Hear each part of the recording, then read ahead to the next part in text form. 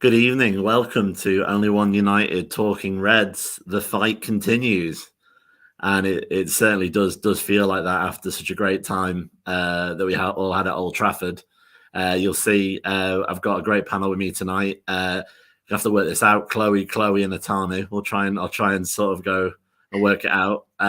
Maybe I'll do Chloe Riley and Chloe for you. Chloe, Chloe. How are you doing, Chloe Riley? Hi, Andy. Yeah, I'm good. Thanks for having me on the show for the first time. So yeah, let's go. Yeah, fabulous. And Atanu, I know you're the happiest boy in India that the clocks went forward on Sunday because it's 4.5 hours instead of 5.5 hours. So what time's that over there? As I always ask you guys, and how's it going? For the first time, you and I are on the same day having a podcast for a change. It's 11:30 p.m. So 30 minutes before the date changes. But yeah, thank you so much for having me on here again. It's always been a pleasure talking to you all. And first time talking to Chloe, and second time talking to Chloe Riley. So you're the professional, just nice and smooth and moved on. Obviously, first time as well. I know you've been on with Nat as well, but first time on Talking Reds. Chloe, good to see you. How's it going? Yeah, great. Thank you. Yeah, thank you for having me as well. It's nice to actually get to speak to people that I interact with nearly every day. So yeah, I'm looking forward to it. That's fab. Yeah, no, people keep telling me to signpost my Twitter at the end of it, and then I get interactions. But most of it is good, so that's great. But yeah, obviously we can't really start. And obviously, hello to everyone in the comments. We can't start anywhere but obviously Old Trafford last weekend. I mean, it was just a great experience. And as you can see, I think me and Chloe are repping it. Friend of the show, Namrata, did the design. So we've got these. Hopefully you can see that there. These shirts that the supporters club did for some of us to sort of mark the occasion, which is always nice to have a great memento. But I think, to be honest, I don't think I'll forget it for a long while. So I think we'll probably just start with some memories from that. So, Chloe Riley, then you've been to Old Trafford before, but how was it being there with the women? Yeah, it was completely different than being there for the men's team. I would say, even though we only had a small amount of attendance there, we still made a hell of a lot of noise. And you would think the stadium was sold out with the amount of noise that was coming from the crowd. And I think it's just so good to have a women's game there. And it's also good because it's going to help the Euros with the first match being there. It's going to be incredible to hopefully sell that out now that people have been to Old Trafford and have seen the women's team play there. Yeah, no, completely. And obviously it was my first time at Old Trafford because I don't follow the men's football really. And I was interested to see how, would I get the same goosebumps that everybody else? And it's funny because I think every speck of paint in that place just oozes history. And I didn't realize how much of it. And, and obviously everyone will have a chance to have a look.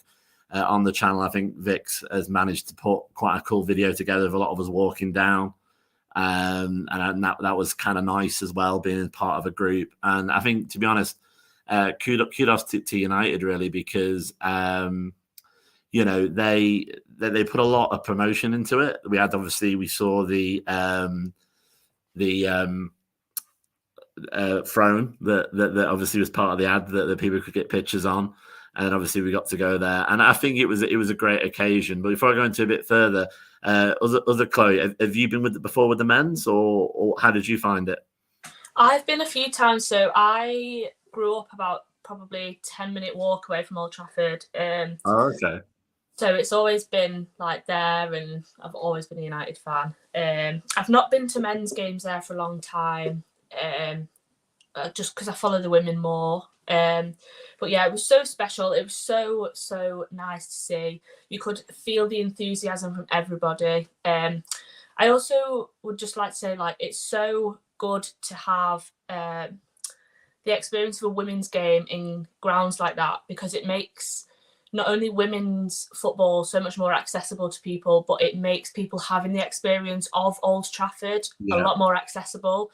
And that's nothing but good for the women's game. You know, we went and it was £6 a ticket, like regularly. Yeah. And for people who don't usually get to go to matches, men's or women's, it's such a good way in. And it does, when it's a game like that, and it was such a good game, it's going to do nothing but grow the game anyway.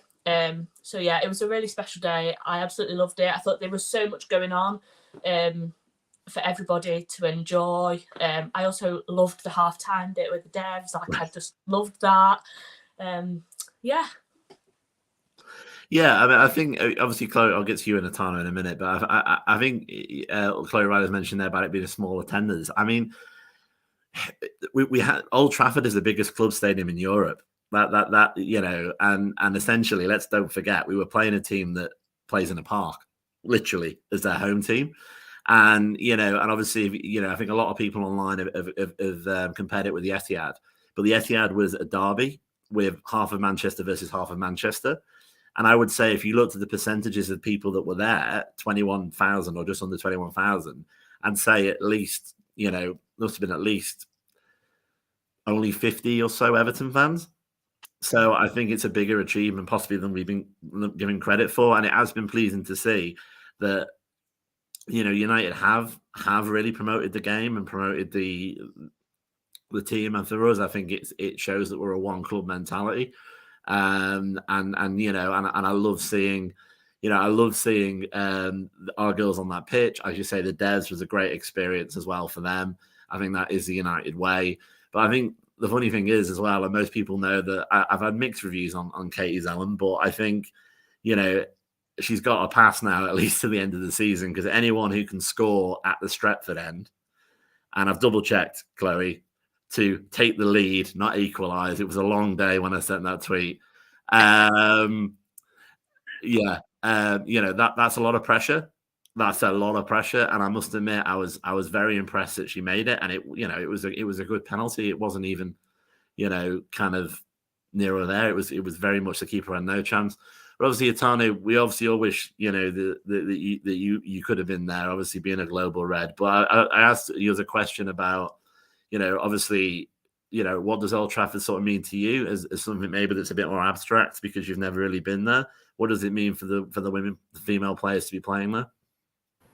Yeah, like last year we saw them play behind a closed door games. So it was a great moment. I even had a picture framed of that towards the end of the game. The whole squad, along with the coaching staff, got a photograph clicked last year. So I have a photograph of that at home. But you know, there was something missing. The fans were missing, who are an integral part of the Manchester United Football Club. Be it the men's team, be it the women's team. We've seen them travel.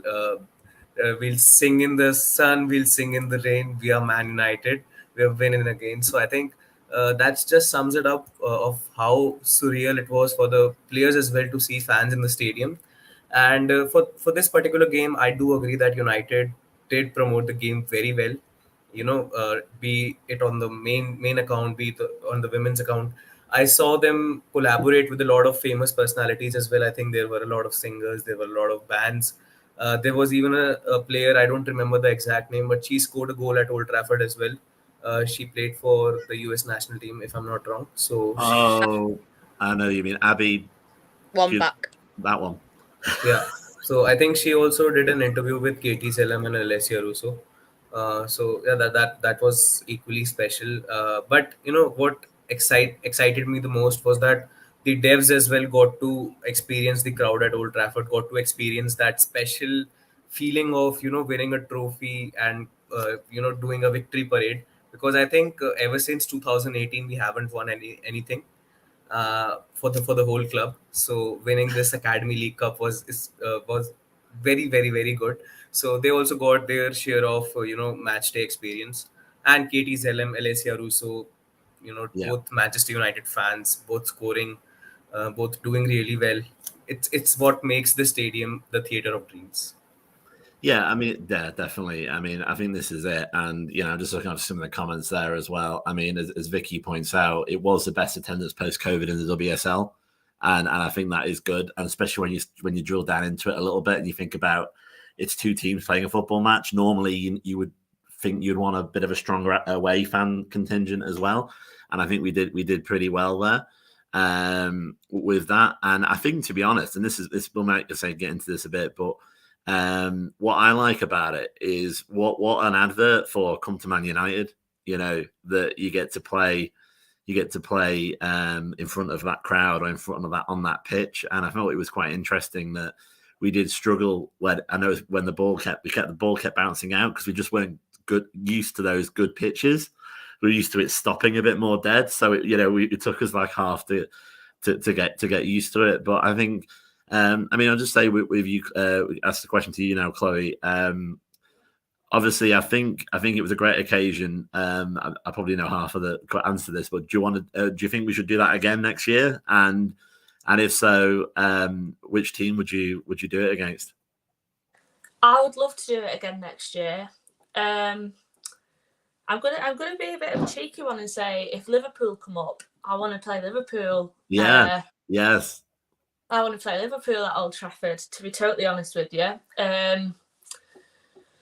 Yeah, I'd like to say like Arsenal or somebody, but I wouldn't want the girls to go there and feel like they had to absolutely like smash the game. For me, yeah, especially with it being Everton, I don't mean this in any sort of way towards any Everton fans. I'll say, don't worry, I'll take the hint.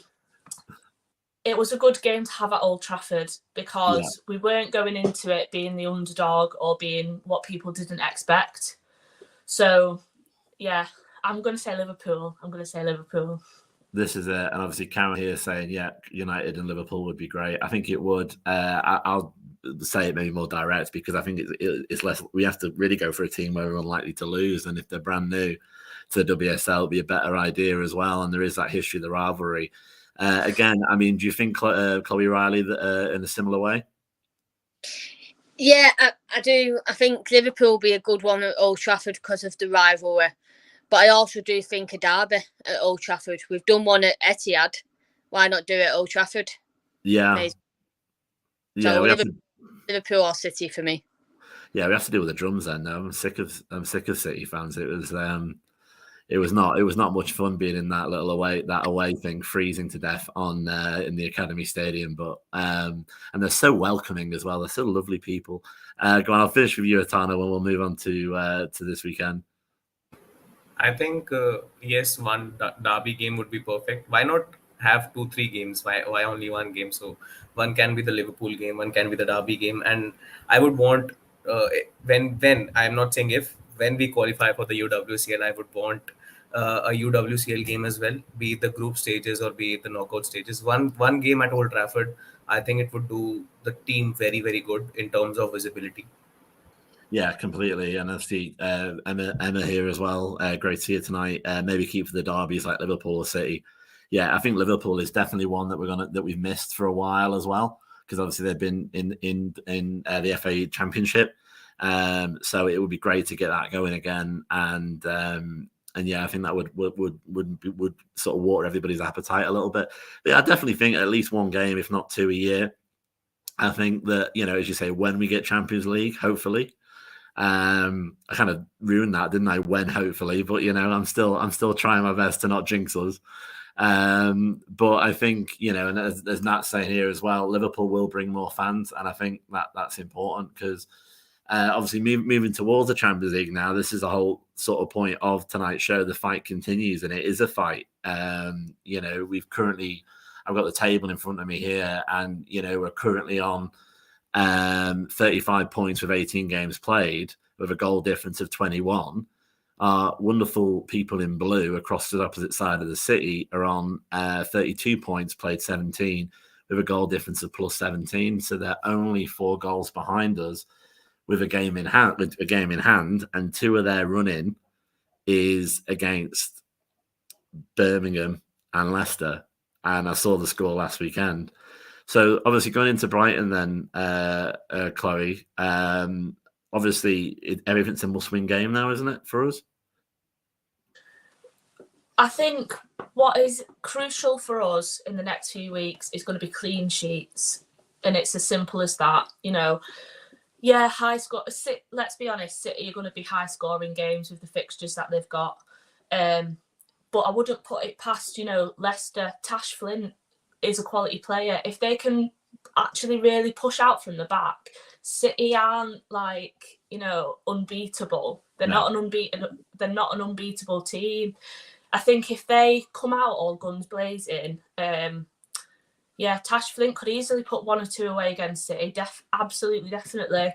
But I think for us, our main focus is just going to have to be clean sheets and getting as many in the back of the net as possible. This is what really frustrated me about Martha Thomas's goal at the weekend, because while it didn't count because we still won, it very much does count. Yeah. And there's absolutely no way that was an offside goal. I was sat in Stretford End. Lucy Graham plays absolutely every single player on that pitch on side, and I will die. That's a hill I'm willing to die on. Well, you're pretty safe there because it's so blooming obvious for a lot of these. We've discussed on previous shows of Honor's goal at Reading or Honor's non-goal at Reading, where it's not a matter of VAR, it's a matter of working eyeballs that gives that one away. So we just need to focus on clean sheets. I think one-on-ones are going to be crucial against Brighton, to be honest, because that's what they are good at. I think looking at the likes of Victoria Williams versus Russo could be an interesting one. There's quite a big height difference there. I'm not sure of the exact heights, but differences in stature, which could play a part. Especially when Russo's scoring headers left, right, and centre. She don't want to be up against somebody great, big, and tall, does she? So well, she's brilliant. I mean, she's been our best player alongside Tooney this year, I think, and I think she's loving the game time, and she's cemented in the England squad because that's sort of the sales pitch that I would do for any prospective player. Look at all these players that are playing every game, and look at how much time you're going to have to play. Around the Euros, and obviously next year because of COVID, we've got a World Cup year in 2023 as well. So we're like the world's biggest shot window, I think, for a lot of players for the national squad, which is great. And I agree there. I mean, the problem I've got Atanu with Brighton that maybe makes it a bit more nervous is that you don't know what Brighton turns up. The team that seems to could beat people like Arsenal and Chelsea on their day, or the team that can't hit a barn door. I'm hoping for the one that we got before Christmas. It was the latter. What about you? Yeah, I think the same way because we won that game 2-0. I think Hayley Ladd and Vilde Borisa scored in that game. I think Vilde Borisa scored her first goal for United. So those are, those milestone moments for our players. And from that win, because earlier, before those games, we lost to Leicester in the Conti Cup. We lost to Arsenal in the league. So after that so much game, positivity reminded me of all the stuff that went wrong. Andy, please, I'm not a jinxer. Let me make it very clear. I'm not a jinxer. You were happy with injuries was the last time you were on here. I didn't say I was happy. I said I am fine with it. But now I'm not fine with it. God, carry on. Yeah. So after that game, I think we went on a 7-game winning streak. We won 7 games in a row. So hopefully similar to that we can do something on Sunday. But yes, I do agree that you do not know which Brighton side would turn up, because I think if I'm not wrong, last season we lost to Brighton and Reading. So those two were the games where we lost out on the UWCL spot.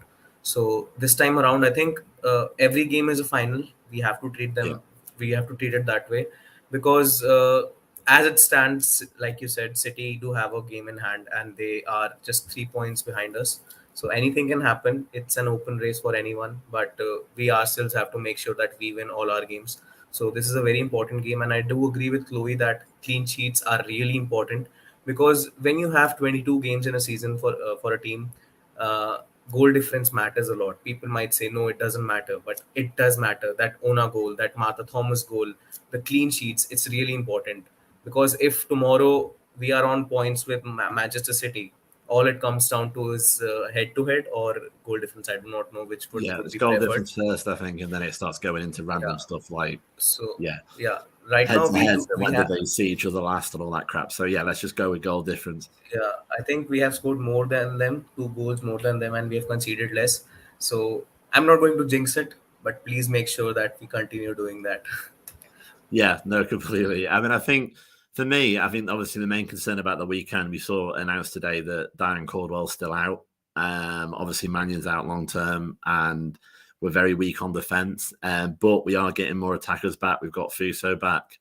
That I'm sure Mark needs to remember can actually be put on the pitch before 88 minutes and 30 seconds. I see Chloe's agreeing with me there. I'm glad. I might have quietly said it on the sidelines a few times in a very measured way. So how are you going to beat Brighton, Chloe Riley? I think if we beat Brighton, I think we'll have that little chance that we've got one foot in the qualifying rounds of the Champions League. But like we've all said, I think we need to make sure we've got a good goal difference gap for City, because we know they can score goals, and we know the two teams that they've got to play, they can score a lot more goals than maybe we think, or maybe they think. But if we can keep at least a 4-5 goal difference and keep the clean sheets, or even if we concede a goal, it could be a mistake, sometimes it is. But as long as we score more than one goal in a match, I think we will. I think we'll have that qualifying spot. But we've just got to make sure that we score and also keep the clean sheets if possible, but also score more than one goal. Always be in front, and even if City score goals and don't score as many as we think, we just need to keep above them. And they've got they've got another game where they've potentially got 3 points, and they could potentially go 2 points ahead of us or 3 points ahead of us, and that's where it matters as well, because with that game in hand and the game they play this weekend, it's going to be a very close one. And I just think if we score 5 goals at least minimum, then I think we've got a good chance and a good shout at Champions League. Yeah, no, completely. And I think the thing about Skinner, now I've been up and down with Skinner. He's been my best guy. I've called him an unreliable boyfriend. I've been Team Skinner. I've been don't let me see that man before Christmas and in between. But you know, I would recommend anyone actually watch the pod that the supporters club did on it, because you got to see a little bit more about the man, and I think he is genuinely a nice guy. But there are certain things where I don't really know. I mean, you know, we're that close to Champions League. You know, we can smell it almost. And you know, as well as the tape from Old Trafford, you know, we're gonna get lots of people coming for Champions League football. And you know, if I was, and I love Brunny, I do, before anyone kills me. Nice to see in the comments. But like the first thing I would say to sing the Brun, and I'm sure she's got the ability because I've heard about her beforehand, is you're a striker and you've not scored yet. If I was Skinner, I would say, look, you know, give me some goals and we'll sign you. And I think you need to almost wind them up a little bit and get them like, you know, show me why I want you next year. Because I think, especially with us being, you know, weak on defence, it might just be we're going to have to score more than the other people rather than protect ourselves as well. But I would want to see a strong performance off Brunny and telling Skinner, you got to start me, mate, because look, I've just scored 3. I've just scored 4. Yeah, I want to see it. And as Karen's mentioned there, you know, she does need more minutes. But I mean, there was, you know, and obviously, you know, as Vicky's saying there, I'm not being unfair to Brun. I know there's other reasons to it. I suppose I'm just saying you have to sort of get everybody understanding that we need to score as many as we can. Brighton, as I said, depends on what team that we've got coming up against. But certainly for Villa, that's our easiest opportunity, I think, to get the goals in. And I do wonder with Skinner, like after Reading, he said that you're happy to see the game out because of the height differences in the squad and such like. But I think we need to focus on goal difference, don't you, Chloe? Yeah, I completely agree. Just thinking about like Brun, I really like seeing Brun. I do. But on the last podcast I did, and it was with Mia Eriksson, she was saying about how Brun may not be entirely used to our style of play. She's more used to the European style, 4-2-2 and the like. I think at the moment, for me, getting Brun minutes isn't as much as a priority as securing that Champions League spot. And for me, I would have Russo and Martha Thomas higher up in the pecking order than I would Brun. And that's no like shade to her or anything. I just think to secure that place, we're going to need reliable people. I also think because of the link-up play between Toon and Russo, that's just a no-brainer for me. We've got something good in that link-up play, so that would be more my priority. But yeah, I think just to like secure that spot, we're going to need. I don't think it's a time for like trying out new things and like establishing her into the team is as much of a priority as the Champions League spot.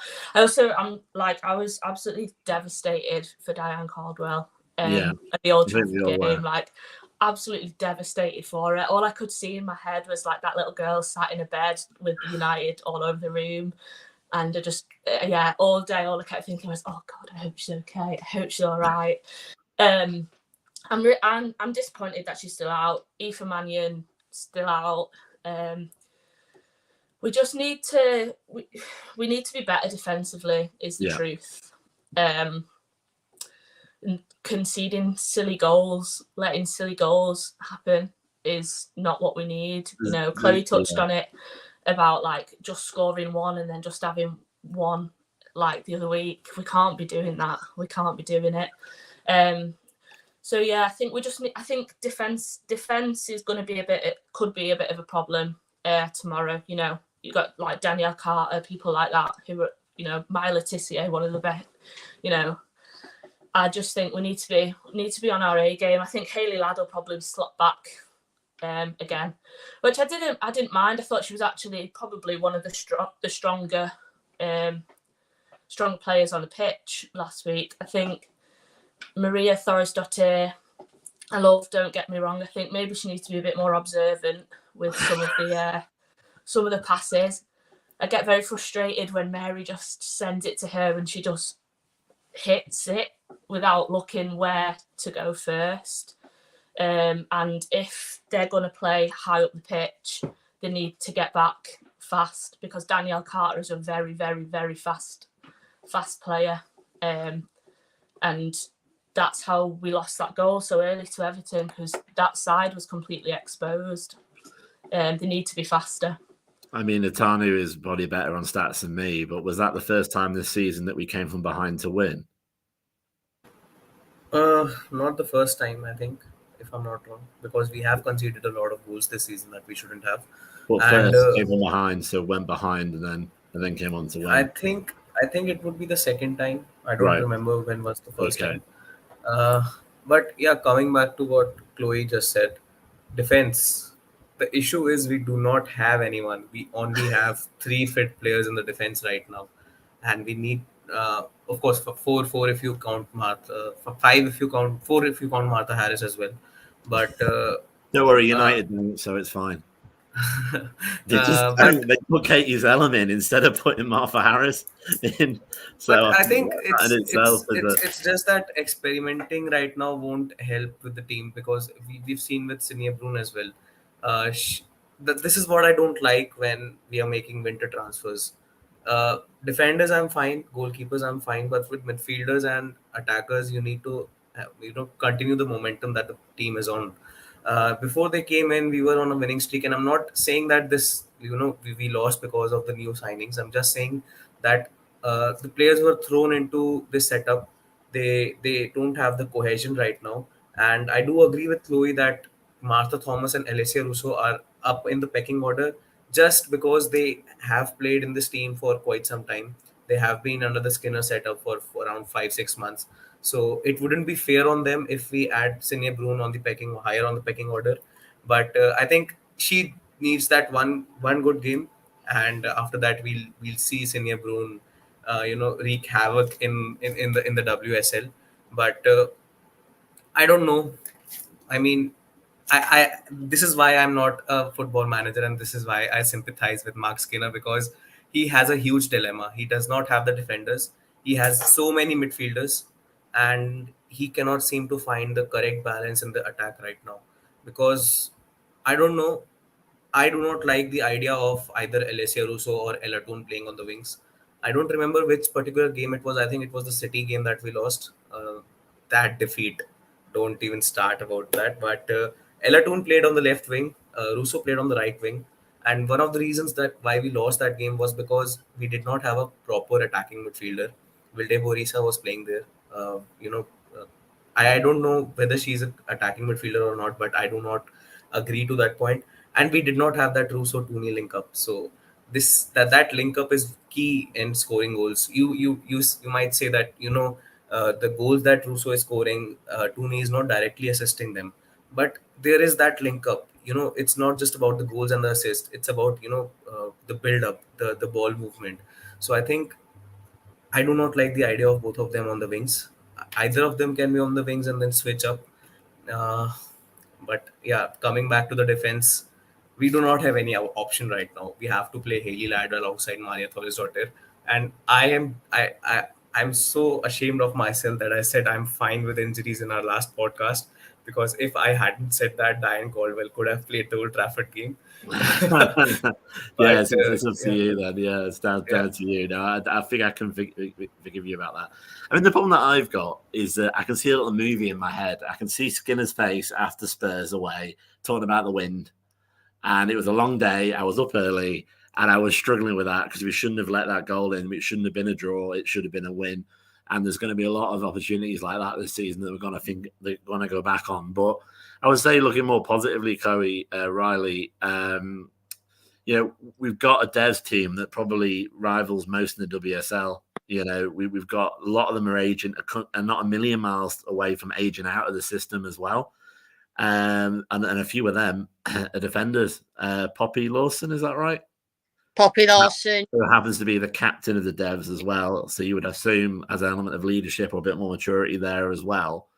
Yeah. So I think we'll be okay to fill out the lower parts of our squad next season.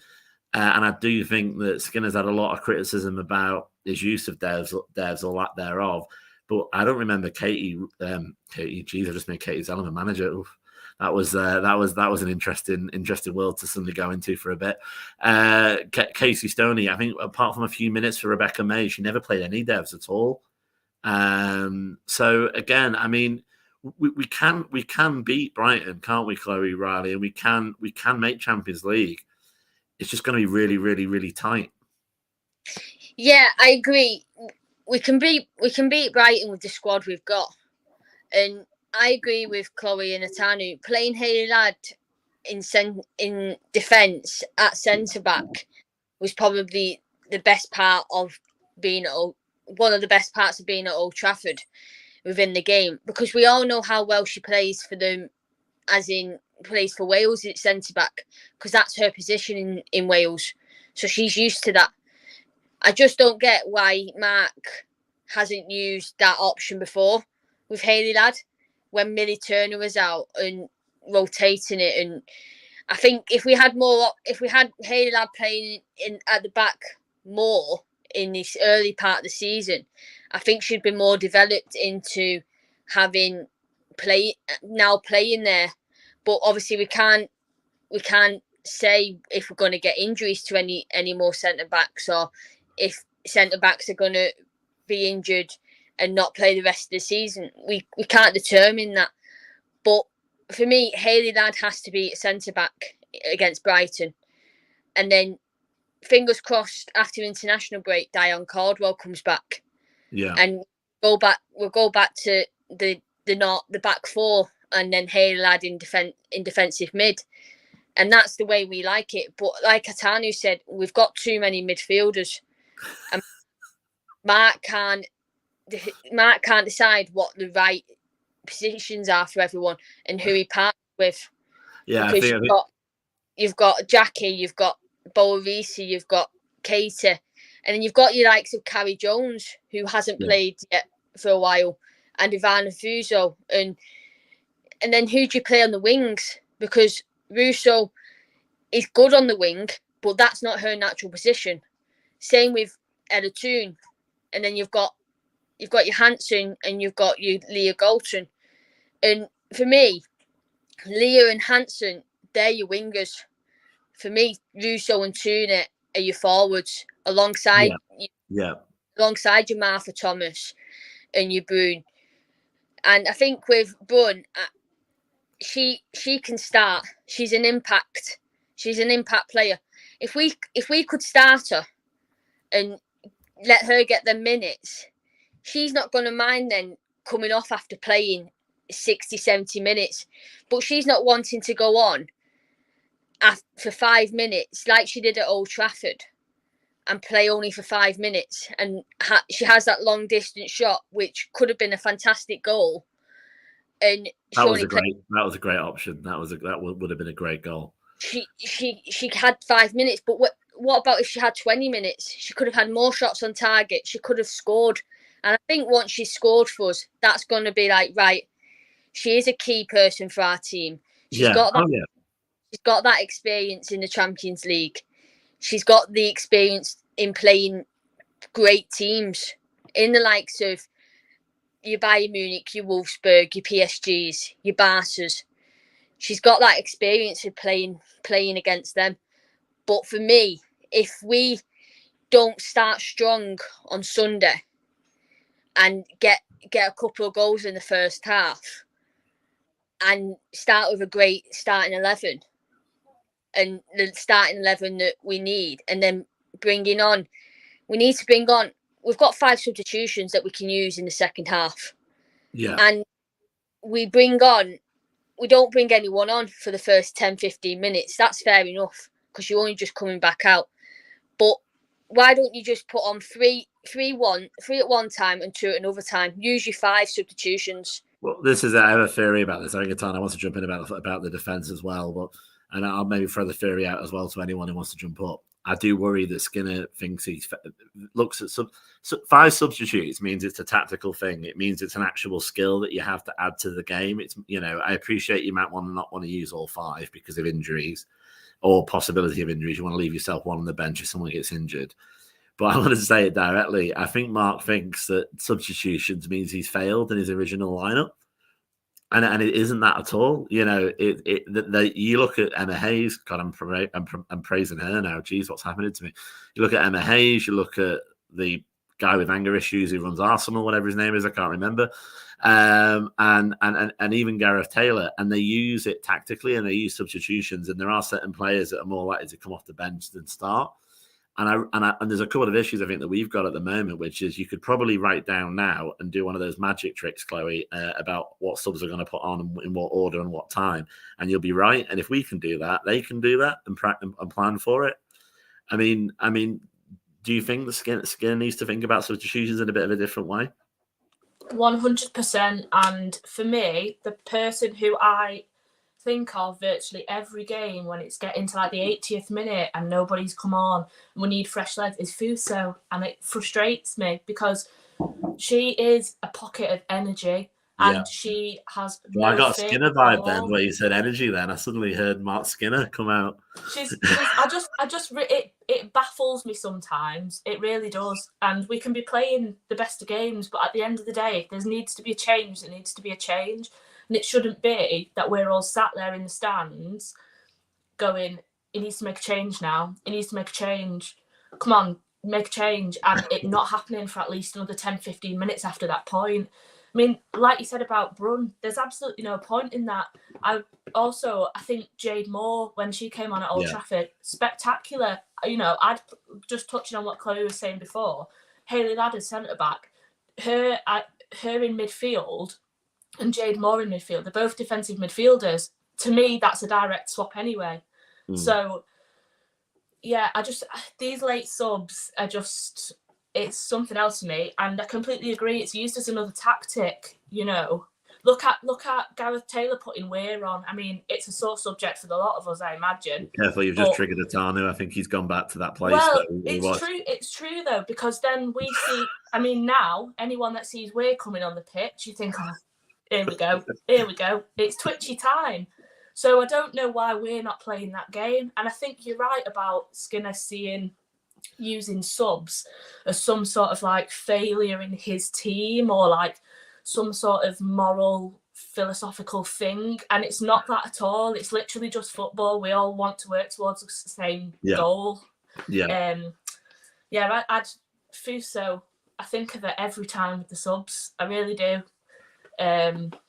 There's a few others, but it's mainly her. And just to go back to what you said about calling up on some of the devs before, I don't see why we're not doing that. You know, even having them as subs to come on. If he's insistent on doing this late sub thing, have a few of the devs on the bench, get them a few minutes. You know, it's a no-brainer for me. But yeah, I definitely he does get defensive when asked about subs picks. I just saw that pop up. I agree, and I just if it's a tactical decision at the end of the day, and we're not using it to the best of our ability at all. I mean, I'm not going. That's the difference between us and like Arsenal, Chelsea, even City. And I hate this whole big three thing, and I'm not touching on that because that's a whole different topic that will never. Don't worry, we'll get into that at some point, I'm sure. But if we're going to be vying to play within the Champions League, etc., we need to be using absolutely everything to our advantage. And at the moment, that's just a tool sat in a toolbox that we're not using. Yeah, I couldn't say it better myself. I mean, obviously, we do have an issue with defence at the minute, Atanu. How would you plug that hole? Who have we got? My first question is, who have we got? But I think coming back to what Chloe Riley said, I think she mentioned how if Skinner would have used Hayley Ladd when the likes of Aoife Mannion, Diane Caldwell, and Maria Thorisdottir were fit, I think we would have managed to not get, not let Aoife Mannion get injured, because I think most of those injuries that we have sustained this season are because players have played too much, players haven't been rotated well, and everything that has happened in terms of injuries, it's because of the fatigue levels, it's because of the overplaying of the players. Because at the end of the day, if you have a team of 22 players, then you are supposed to rotate. You cannot be playing the same 11 every day, every week. So yeah, I think that was a huge issue. And Hayley Ladd plays as the centre back for Wales national team, so it wouldn't have been an issue for her to adapt to the centre back position. Now coming to what Andy said about the substitutions, why he thinks that substitutions are like he hasn't got the starting 11 right. I never thought of that way, but from now on, whenever I see substitutions happening, I'll think of what Andy said on this podcast. But yes, I think to some extent he's not using those 5 substitutions. Yeah. If you have 5 substitutions, you can at least make one halftime sub, because we often see the likes of Atanu. They have fantastic stamina, but towards the 75th minute, you can't expect them to run like they are running in the first minute. And I think that's what Mark expects them to run like. And Chloe mentioned Ivana Fuso. I'll add another name, Kirsty Hansen, Ivana Fuso, both fantastic wing. I think we cannot call Ivana Fuso a winger, but she has got that pace, she has got that control. And against teams against players who have played 70 minutes, 75 minutes, it's good to bring them on, because the opposition is already tired, the opposition is already knackered. A new word, knackered, that I've heard of, so I'll be using. Look at you using English idioms. Well done. Preparing for my trip to Old Trafford in the coming years. But I think I don't know. I mean, this is one of the factors that I've been very critical of Skinner. Game management. In one Yeah. game, he'll do fantastic. In the next game, it's back to square one. Signe Brun, like Chloe mentioned, she had that fantastic attempt on goal. Imagine if she had come in 20 minutes sooner. Uh, she could have scored a goal maybe, and we wouldn't have been talking about her not being in the starting 11 in the pecking order. So Signe Brun, Kirsty Hansen, Ivana Fuso, even Vilde Borisa to some extent. Jackie Groenen is playing, Katie Zellem is playing. Why not rotate them well? Why not rotate them well? Like, for example, after the 50th minute, why are we seeing substitutions only after the 70th minute or the 75th minute? And 5 subs, you're making five. I think you're only allowed to have 3 breaks, if I'm not wrong, to make substitutions. So of course you will make 2 or 3 substitutions together, and that will, too many players, too many new players on the pitch at a time. Sometimes it's good, sometimes it's bad. So I want to see the halftime sub. The day he makes that halftime sub, I'll be celebrating it like a win. Yeah, I mean, I'm not going too American and talking about game changers and all that rubbish that they do, but to an extent, I think they have to see and use it like that. And I think a couple of times this season that we've been against 10. In the old days, if I think in football, if you were up a player, it pretty much guaranteed the team with the most players would win. But I think with the 5 substitutions, you can mitigate the increase in fatigue because you can swap more players out, so not everyone's having to make that gap up for a long period of time. But I think it's interesting because we had a fantastic time at Old Trafford. We won the game. We all had a great time there. But you'd probably say we've been thinking quite tactical and quite sort of more about, can we do this? And then maybe on a bit negative side. But I mean, it's a weird, might feel weird segue, but I think this is how one of the things we're going to move into the fan topic now about changes to WSL and growing the game, because I think we grow the game because we've just spent 47 minutes treating them like football players, which is exactly what they are. And, we've not gone there and gone, did you have a great day out at Old Trafford? Oh, it was brilliant. Oh, what did you do? We've talked about the football and we talk about the league. I mean, I must admit, I'm looking forward to Brighton. I'm looking forward to Aston Villa, obviously West Ham, and then Chelsea away. But isn't it a crying shame, Chloe Riley, at the minute that we've just hit 1st of April and we've only got 4 games left? Do you think that we could expand the league a bit? Yeah, it is crazy that we've only got 4 games left and it's only April. But it's as well, in between that, it's international duty, and it's 2 weeks worth of hands facing hands, worried about our players not getting injured, and not hopefully them all coming back after qualifying after playing their qualifying games and uninjured, and to be able to play these last 3 or 4 games that we've got. And I think on the terms of expanding, I think it needs to happen. I think you've got other other countries, for example Spain, and they've got, I think they've got 16 in their league, and they don't just play mid weekend, they also play midweek, and that's including your Champions League teams that are playing midweek, as well as playing both of their Spanish Cups in midweek and even league games in midweek. So when we're not playing, you're going looking for football. And I think for me, the FA need to start expanding the WSL, and if that means we go to 14, we just up it to another 2, and don't up it straight away to 16 just for the Spanish league is. Up it to 14, and then bring in the likes of Liverpool and Bristol, because they're the first, they're the 2 at the minute in the Championship, and then in the Championship, I think are they 12 as well? Yeah, and that's one up, one down. I think as well, then that should be 14 as well.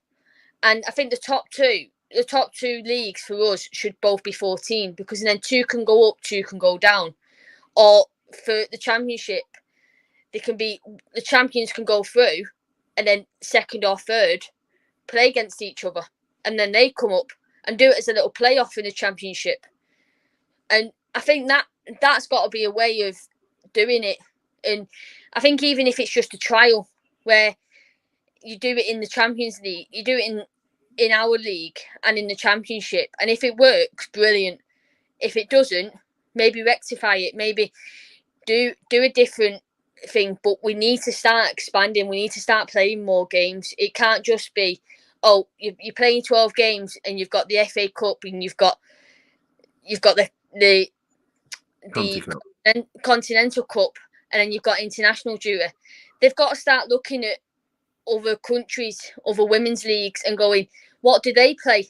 How many games do they play a season? How many games are they playing when we're not playing? And how short of the league is it? Because are they finishing like us at the start of December? We only play one game in December. Or are they playing 2 or 3 like in Spain they do? And they literally finished a week before Christmas. And I think that's got to be a way of them focusing on upping the challenges of the fight of the top 3, as we always call it, and bringing more pressure into your Arsenal, your Chelsea, your City, us, Tottenham, bringing the pressures of Liverpool with the rivalry of a Merseyside derby, for instance, and a derby with us, the rivalry coming back. And I think with that, it's going to be more challenging, but it's also going to gain more fans.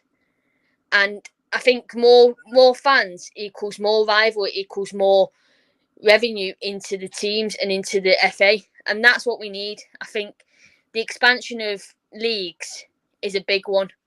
And I think that happen in the next coming years, because I don't think we can stay just having 12 games. We need to start becoming a bit more. Yeah, this is it. And obviously just dip into the comments a bit before I bring Chloe and Atanu in. Vicky again saying here that I think this has an impact on the Champions League. They see more match sharp with more games. I think that's definitely the case. Before I jump in my opinion as well, what do you think, Chloe, about the current state of the WSL? Is it fine at 12? Would you make it more? I think there does need to be more. But what I will also say is that I think there needs to be some sort of rationale around the fact that you couldn't just expect, say if we did go to 14, 2 teams come up from the Championship, play Arsenal, Chelsea, and get absolutely battered 10, 12-0 and expect that to be all right, because that does nothing for players' confidence, does nothing for growing the game. Somebody's not watched women's football before, they watch a team get absolutely trounced like that by the likes of Arsenal or Chelsea. It reinstills that rhetoric of, women's football. And I don't think that would be good for the game, but I would like to see more games. I'd like to see more teams play. I think in order to enable that to happen, we need to confront the disparity that's already within the WSL in terms of how the top teams have the top players, all the money, and then the bottom teams have nothing. And the worst thing that could happen would be 2 come up, they go straight back down, they come up, they're straight back down again. And what does that do for those sort of teams? I definitely, that's just for the WSL. Definitely with the Championship, there needs to be more teams. While there is quite a bit of disparity in there as well, I think it's a more even playing field. It is a more even playing field naturally. But yeah, I'd love to. I want to watch more football. I mean, I can't believe we're already near the end. And I follow women's football a lot more than men's. I want to watch the women play. I don't want to sit and just have nothing to watch or support. I don't know. I think I'd love to see more teams, but it's more complicated than just about the league. It's about the caliber of player, what they can afford, where they play. It's management structures at clubs. It's club reputation. It's the whole thing. I think in order to be able to expand the league, we need to confront the disparity first. And for a lot of clubs, that's the elephant in the room. They don't like to admit that they are like have that money. But this might all change. I mean, with the bans that Chelsea are facing, and their transfer issue that's going to happen, who knows what's going to happen? They could lose a lot of players. Well, I have a theory. I always have little theories, but I have a theory. Do you think the reason why they're not, a lot of these people are not putting in, apart from clear sexism, which is still there in a lot of these ownership models, when there's only one slot to go up, it's quite, and when there's only one slot to go down, the first thing I think about is there's not much consequence of failure. Like I would say that, Birmingham deserve to go down if you look at the way they've played this season. And you could probably say the same about Leicester, but Leicester now they're not going to, but they could lie on the halfway line for the next 4 games and there's no consequence. And I think, I think if it was 2 up, 2 down, because they have done that when they first started the WSL, because we came up with Spurs, didn't they? The world didn't end when that happened. And I think even if you kept it at 12, 2 up, 2 down, if you look at the FA Championship table at the moment, obviously, we're United fans. We look at the WSL, but it is very, very close. And if Liverpool do clinch this weekend, there's going to be a couple of dead rubbers towards the end of the season. I mean, if you look at it, Liverpool are on 46 points, Bristol on 35. But then you've got Durham on 30, Crystal Palace on 30, Sheffield on 29, London City on 29, going as far down as 7, Charlton on 28, Lewis on 26. And it just feels a shame that, 1 up, 1 down, and that it kind of stuck. It feels to me, even if you don't extend them, 2 up, 2 down, maybe might give that enough as well. I need to put a bit of money in because we could go down, or maybe definitely in the Championship at the moment as well, because Coventry, let's not forget, have been absolutely crippled by that points deduction, and they absolutely didn't. That, in my opinion, should have been changed. It was screwed over. Yeah, with Watford being beat the other week, I think they deserve to go down as well. I don't think Coventry do personally. I don't think that points deduction was fair at all. But yeah, it would make a massive difference in the Championship. In the WSL, yeah, it's been done before. But I wouldn't like to see a team yo-yo between the two. I don't think that would be good for either league particularly, or confidence, or even growing the game. And if it's the teams that are going to go up and the teams that are going to go down, no matter what league you talk about, there's always going to be like a socioeconomic perspective that you have to consider. So it's always going to be the teams that have the better money. They can afford to pay the players better, player more confidence to play better. So you've got to account for all of it, really. I'm in no way against the expansion of either league, but I just think things like that need to be thought about prior to just saying, yeah, let's open it, let's have 14, let's have 16, why not? And then they're just being teams stuck in limbo and people turning on to watch the likes of Liverpool get absolutely smashed by Chelsea, who can afford all these European players and beyond. And then, yeah, I don't know. There's something unsettling a bit for me with it. Yeah, I mean, I suppose I mean, I think the issue as well with Tier 3, which is even worse, because obviously the winner of the Northern National League plays a 1-game playoff against the winner of the Southern National League. And theoretically, I know this hasn't happened, but theoretically you could have a perfect season in Tier 3 and lose 1 playoff game and you're still stuck down there. And that to me struggles. But we've sort of, at our piece, Atanu, you've sort of looked at us. What do you think about this?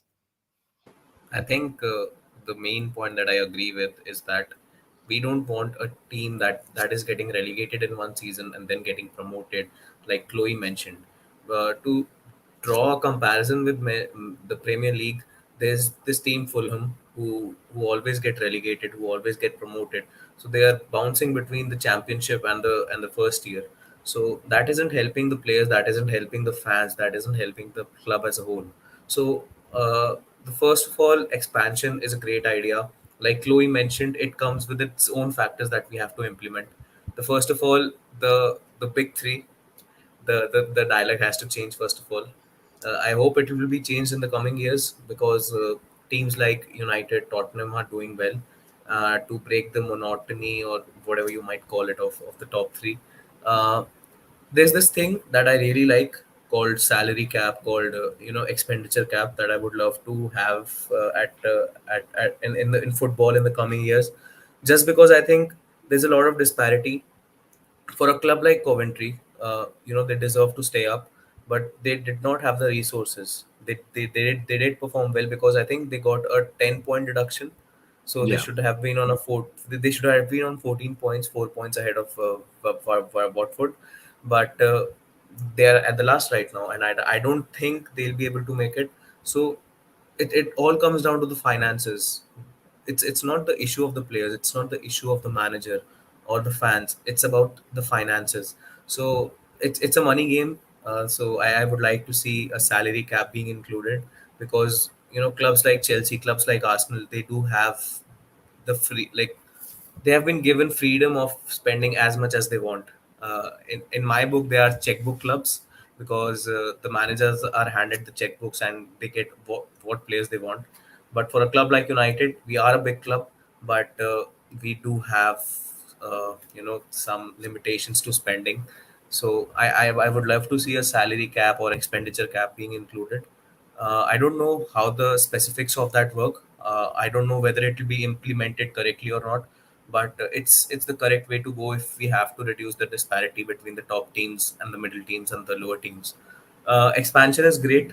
I think first of all we need to start the expansion of championship, and then slowly steadily expand the top tier, that is the WSL.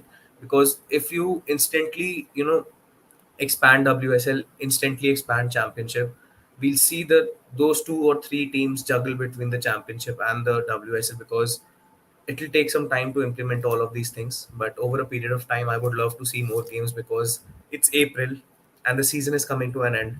And it's really heartbreaking because we won't be able to watch any more games, because we do not have the supposed Europa League for the women's team, for Yeah. women's football, that I Absolutely would right. love to that I would love to have been implemented this season, but it isn't.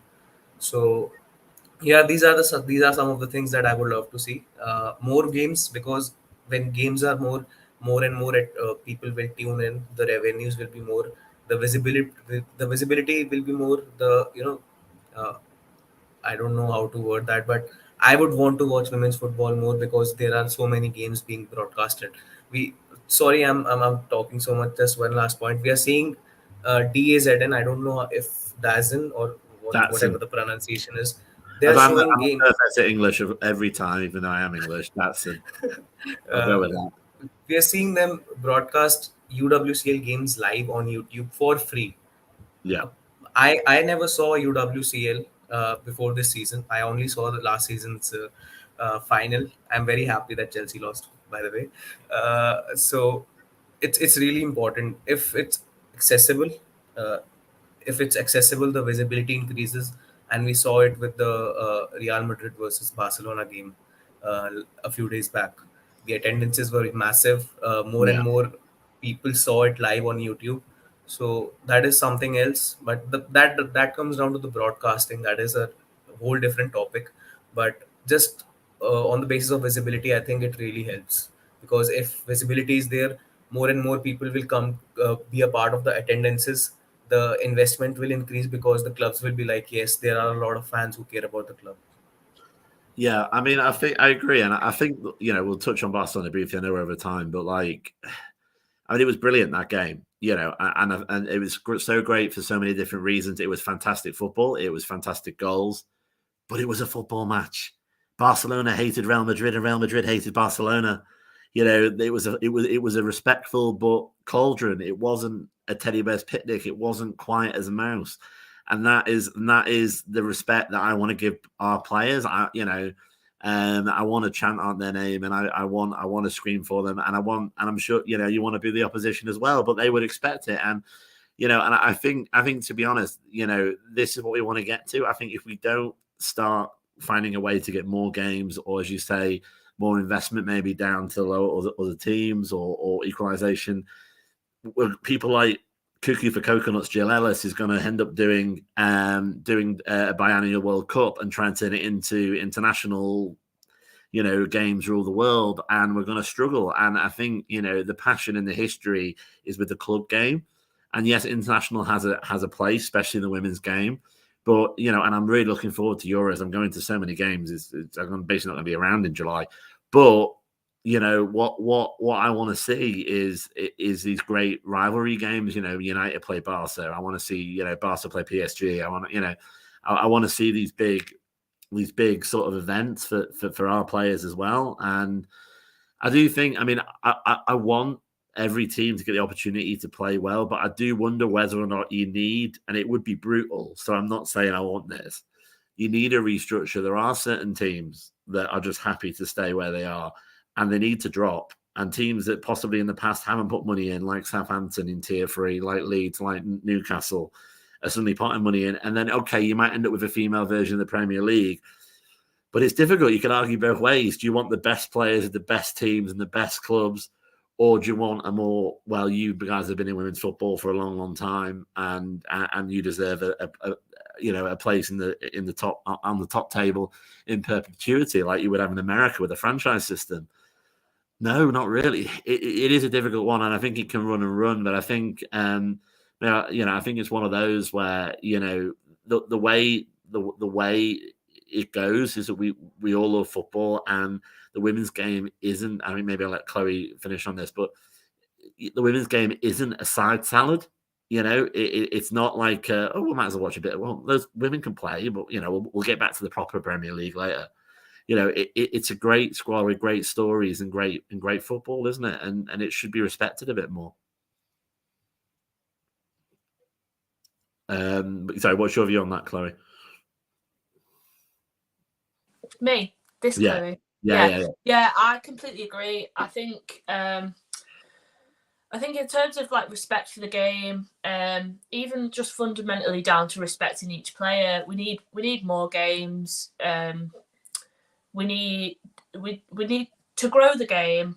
We need more exposure, obviously. But I think the main point that you just said about women's football not being a side salad is exactly that.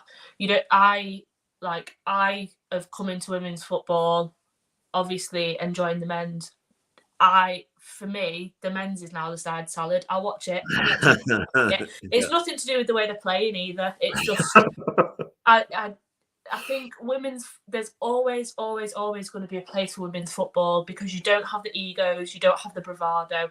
Yes, there's some players that you do have that bit of ego with, but you grow to love them. I mean, you get a bit of that with Tooney. Look at the likes of Katie McCabe. You get people like that, and you grow to love them. You hate them if they don't play for you, don't get me wrong, but you love them. You love watching them, right? So, for me, the way to go about it is watch as many games as you can, experience as many different teams as you can.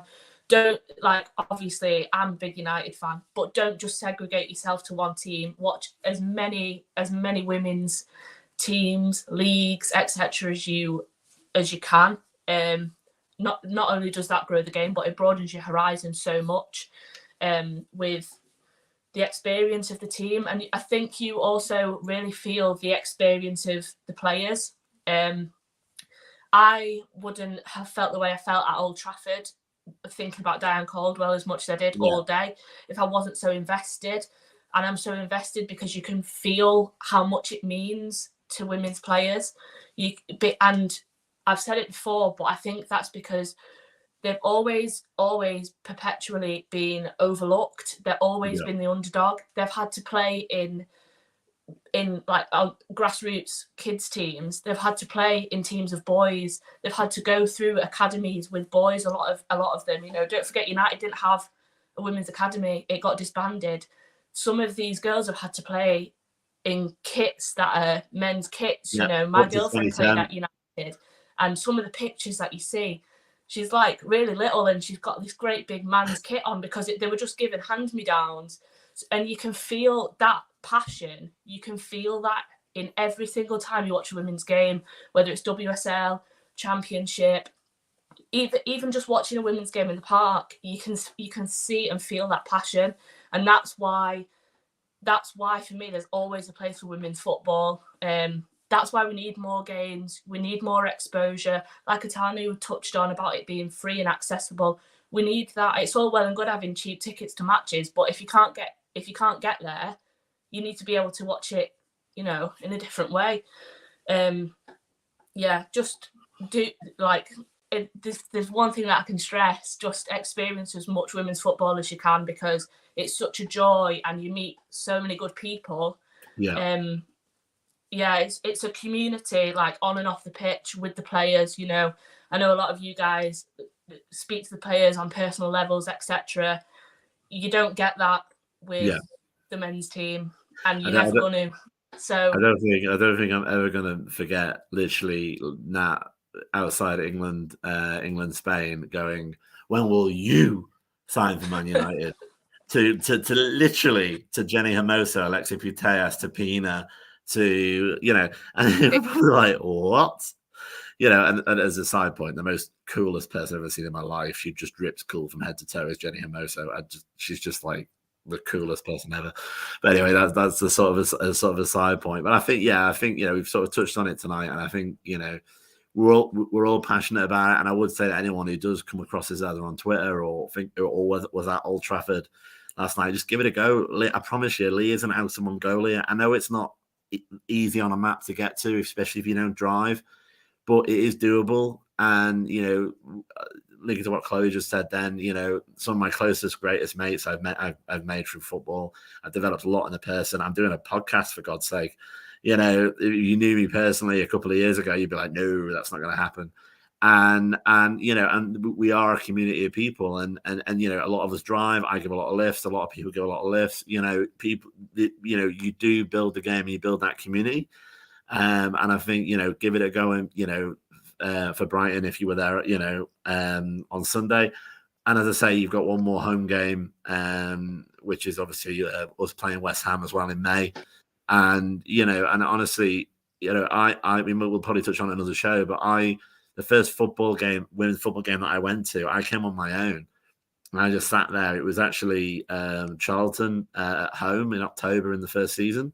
And just like one of those really cheesy time-lapse movies, I would get closer and closer and closer to the Barmy Army, to the point where at the end of the season, I was just below them, just because I was attracted by the noise. And stuff like that is where you start meeting people. And I spoke to Nat and others the following season when we started at the Etihad. And now I'm wearing a T-shirt and, a bit up and down the country and God knows what. So, yeah, definitely keep focused on women's football. But I think we'll probably have to, as you say, end it there. But it's been great just to sort of try and touch on a few things tonight with Old Trafford and the Brighton game, which we're all going to win. So it's all good. It's fine. We don't have to worry about Sunday, and obviously talk about some of the other things about the game, because it's a game we want to see more of, isn't it? So very quickly then, if I just go around and just say your score prediction for Sunday, and obviously where they can find you if they want to interact a bit more on Twitter. Starting with you, Chloe Riley. Thanks for having me on, Andy. It's been a pleasure, and I look forward to being on again. You can find me at Chloe Riley 14 on Twitter, and I think the score prediction is going to be 4-0 to Manchester United. Fantastic. Any scorers or? I'm going to say Leicester. Maybe Katie Zellum corner. I should do what she wants as long as it goes in. I don't care how she does it. But yeah, I'm hoping for a Brun goal. And let's go with an honor shot outside the box. Let's go with that. Well, she's got to show a Catalan heritage, because Arthur Barcelona did that in the midweek. So, okay, Atanu, same for you. Where would you find you and your score prediction? Yeah, you can find me on Twitter at @Atanu_74. For score predictions, last time also I did not mention any unique scores. So this time also I'll go with Chloe 4-0. I think Brun will score a hat trick. Oh, okay. Okay, and that's Brun's agent there. No, sorry, that's Atanu's view on it. So that's fantastic. PayPal me. Go on then, Chloe. How would we find you, and what's your score prediction? You'll find me at Chloe Talks Ball. And my score prediction, I'll go 4-0 as well. Why not? I'm going 2 from Tooney because she's going to be absolutely gunning for a goal.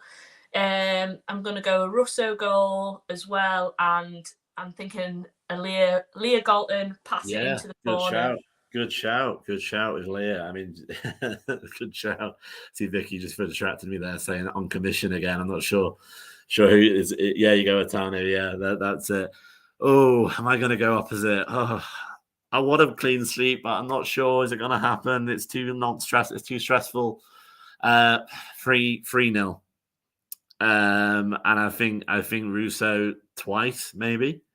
And the third goal, yeah, I think Tooney might want to. She might be getting a bit worried. It's been a while, so she might want to smash one in before she goes to England. So yeah, two for Russo and one for Tooney. But obviously, it's been fantastic having people on. We could go on for hours, and it's great to have a chat with people that, as you say, are passionate about football. Thanks everyone in the comments as well, and yeah, it's just been great. And obviously, we'll be watching on Sunday and hopefully see a good win. So I'll see everybody next week, and hopefully we'll win on Sunday.